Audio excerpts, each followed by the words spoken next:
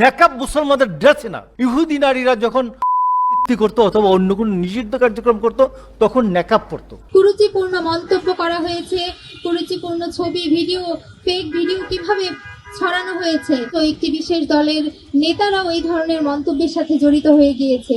নারীর পোশাকের স্বাধীনতায় বাধা দেওয়া যাবে না। হিজাবি নিকাবি যারা আছে তাদেরকে কোনো ধরনের অপমান করা যাবে না। সাম্প্রতিক সময়ে দেখতে পাচ্ছি শুধুমাত্র কোনো সাধারণ জনগোষ্ঠী নয়, বরঞ্চ একটি বিশেষ দলের নেতারাও এই ধরনের মন্তব্যের সাথে জড়িত হয়ে গিয়েছে।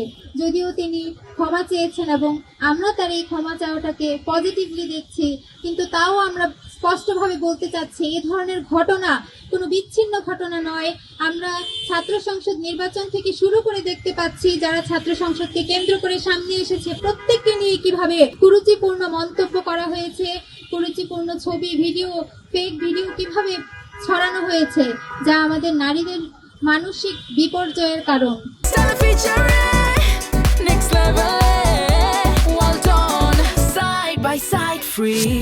আমরা দেখতে পাই বাংলাদেশের সামাজিক প্রেক্ষাপটে বলা হয় নারীরা কেন নেতৃত্বের স্থানে নেই, নারীরা কেন এগিয়ে আসছে না।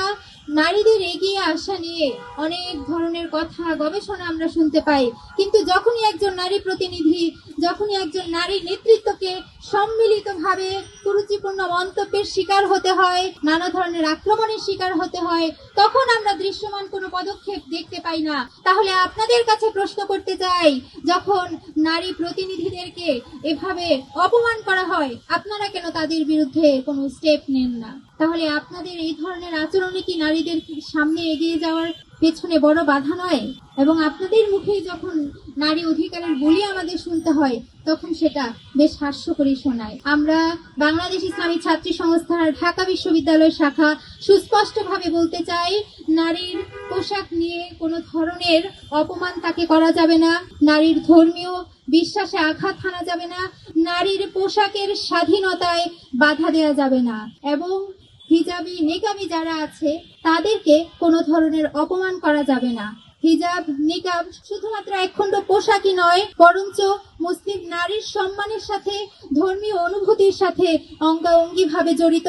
যখন হিজাব নিকাব নিয়ে কটূক্তি করা হয় তখন আমাদের ধর্মীয় অনুভূতিতে তা তীব্রভাবে আঘাত হানে। আমাদের প্রথম দাবি হচ্ছে নারীদেরকে নিয়ে যেভাবে অব্যাহতভাবে স্লাট শেমিং করা হচ্ছে, তাদের পোশাকের স্বাধীনতায়, ধর্মীয় অনুভূতিতে যেভাবে আঘাত করা হচ্ছে, এর প্রকাশ্য শাস্তি ইন্টারিমকে নিশ্চিত করতে হবে এবং সংশ্লিষ্ট বিশ্ববিদ্যালয়, শিক্ষা প্রতিষ্ঠানের প্রশাসনের কাছে আহ্বান করতে চাই, আপনাদের শিক্ষার্থীরা যখন এই ধরনের মানহানিকর ঘটনার মুখোমুখি হচ্ছে আপনারা কেন চুপ করে থাকছেন? আপনারা কেন আপনাদের শিক্ষার্থীদের পক্ষে দাঁড়াতে পারছেন না? আমরা বাংলাদেশের সর্বশ্রেণীর মানুষের কাছে আহ্বান করতে চাই, এই ধরনের অন্যায়ের বিরুদ্ধে সবাই কথা বলবেন। আমরা সুস্পষ্ট করে বলতে চাই, হিজাব নিকাব আমাদের পোশাকের স্বাধীনতা, আমাদের ধর্মীয় স্বাধীনতা, এবং এই ধর্মীয় স্বাধীনতা, আমাদের ধর্মীয় অনুভূতিতে, আমাদের পোশাকের স্বাধীনতায় যখন কেউ আঘাত হানবে আমরা চুপ করে থাকবো না, আমরা অব্যাহতভাবে এর প্রতিবাদ করে যাব, আমরা বিচার নিশ্চিত করেই ছাড়বো ইনশাআল্লাহ।